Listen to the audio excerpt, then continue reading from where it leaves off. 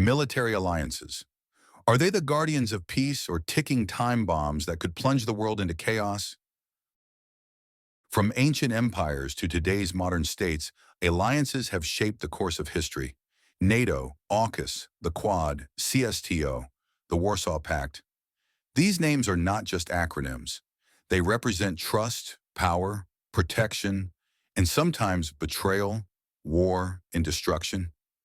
In today's video, we dive deep into the idea of military alliances.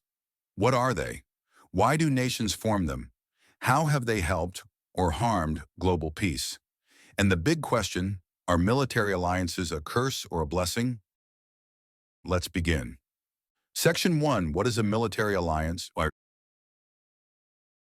A military alliance is a formal agreement between two or more countries to provide mutual support in times of military conflict.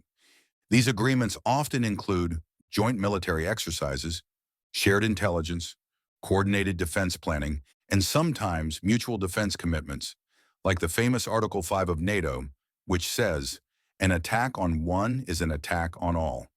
Military alliances are not new. Ancient city-states in Greece formed leagues. European monarchs crafted dynastic pacts.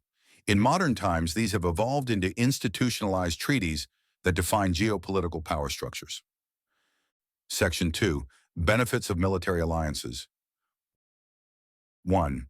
Deterrence through unity. Imagine a lone country with limited military resources. Now imagine it backed by 30 allies. That's deterrence. When enemies know that attacking one means fighting many, they think twice. NATO's presence in Europe has likely prevented several potential conflicts due to this concept alone. It's the military equivalent of having big brothers on speed dial. 2. Cost sharing and specialization. Defense is expensive. Fighter jets cost millions. Satellites even more. Alliances allow smaller or middle-power nations to specialize, say in cybersecurity or naval support, while relying on bigger powers for air superiority or nuclear deterrence. For example, many Eastern European NATO members rely on the US and UK for high-end defense assets while contributing elite land troops. Enhanced crisis response. Military alliances aren't just about war. NATO was on the ground during the 2005 Pakistan earthquake. The EU sent forces during the refugee crisis. Rapid, organized responses to both man-made and natural crises are possible due to joint command systems. 4. Intelligence and technology access. The Five Eyes alliance between the US, UK, Australia, Canada, and New Zealand is a shining example.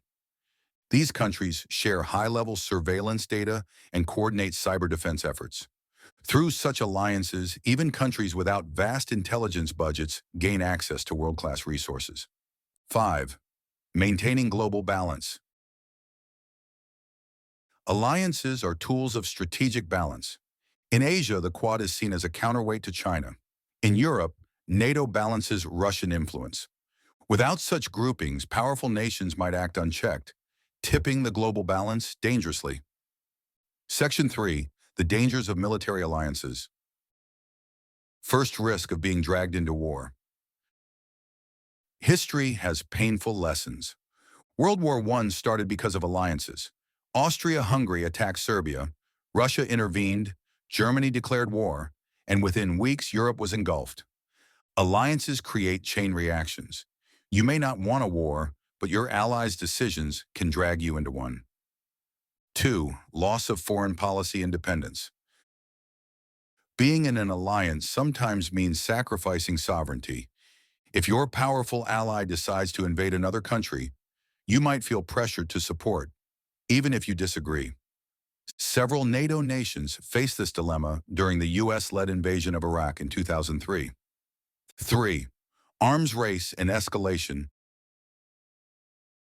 Alliances often provoke counter-alliances. This is known as the security dilemma. NATO expansion in Eastern Europe triggered a hostile response from Russia, contributing to rising tensions and eventually war in Ukraine. More alliances can sometimes mean more tension, not less. 4. Double standards and bullying. Major powers and alliances sometimes exploit them. They demand loyalty but don't always reciprocate. The powerful set the rules, smaller nations follow, or face consequences. This leads to accusations of hypocrisy and exploitation. 5. Overdependence on allies. Some nations underinvest in their own defense, assuming allies will protect them. This creates weak links in the chain. The U.S. has often criticized NATO members for failing to meet the minimum 2% defense spending goal, a clear sign of over-reliance. Section 4. Case Studies. Case 1. World War I, the web that choked Europe. A regional assassination led to a global war. Why? Because every nation had pre-existing alliance commitments. What could have been a local conflict spiraled into one of history's deadliest wars. 16 million dead. Case 2. NATO and Ukraine. Ukraine's push to join NATO was seen as a security threat by Russia. The result? Invasion, war, devastation. But at the same time, NATO aid to Ukraine helped resist complete collapse. A double-edged sword. Case 3. India and the Quad. India's non-aligned policy kept it out of formal alliances for decades. But as China rises, India has joined the Quad, a security framework without formal commitments. This allows India to cooperate without surrendering its strategic autonomy. Case 4. UK, US, and China. AUKUS allows Australia to build nuclear-powered submarines with US and UK help. China views this as hostile. The alliance is designed to secure peace, but critics say it's fueling an arms race in the Pacific. Section 5. Peace or conflict. So, do alliances prevent wars or cause them? The answer is both.